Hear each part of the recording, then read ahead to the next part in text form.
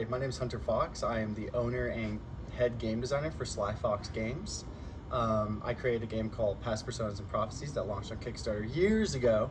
It was a successful launch and kind of got my first feet in the industry.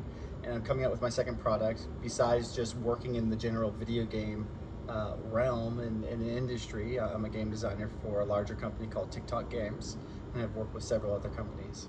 So this is my tiny little thin tome, illustrators from like Nickelodeon and people all around the Burbank area, illustrators from DreamWorks, kind of helped me put this together. It was my little Kickstarter project, about 60 pages. It's a role-playing game called Past Personas and Prophecies.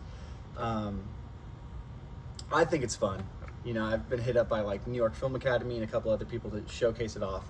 It's done the circuit, but that's a standard role-playing game. It's the core rule book, which includes everything that you need to play. And then my second product for the company is a little bit game agnostic. It's not even technically a game. It's game adjacent and makes your tabletop games a little bit more easy to run. It's called Dicefall Battles. They're a series of 16, but 6 different types, polyhedral, 12-sided dice of different colors. They kind of have elementary school colors right now. This is the prototype from a factory in China, but the second prototypes are coming out soon. They're meant for creating like random terrain or like random, like the locations and scenery that encapsulate your favorite scenes from your movies like Lord of the Rings, like when they're fighting the Uruk-hai and the end of the Fellowship of the Ring. So it's creating these wilderness environments for you to actually hold battles in. And that's kind of what the dice are used for, as a story generating tool.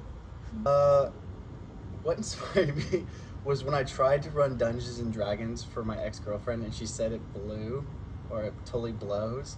So I decided to make a game that was a little bit more user-friendly for a first-time player, and that was actually my true inspiration for creating my own tabletop role-playing game. Dungeons and Dragons is the monolith monster that everybody tries to eke out the shadow of. So, has anybody heard of my game? No.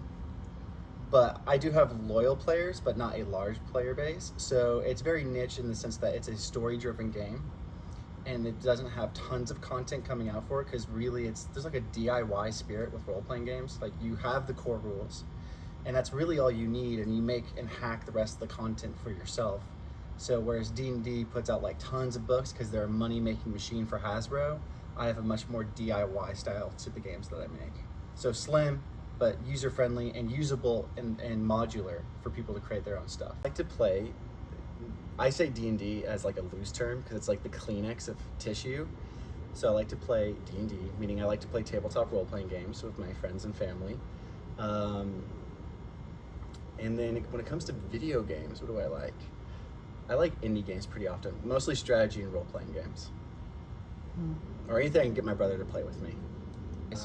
I had somebody kind of proofing a setting book that I had put out, or I was hoping to put out, but I think what I'm actually going to do is release this project with a couple other ideas that I had for like, I had this concept called the Perpetual Adventure Machine, which is this mechanism for creating story content for your players to enjoy. I'm thinking about including that with this other project, including even these dice into it, like making a huge box set where like it's a city game.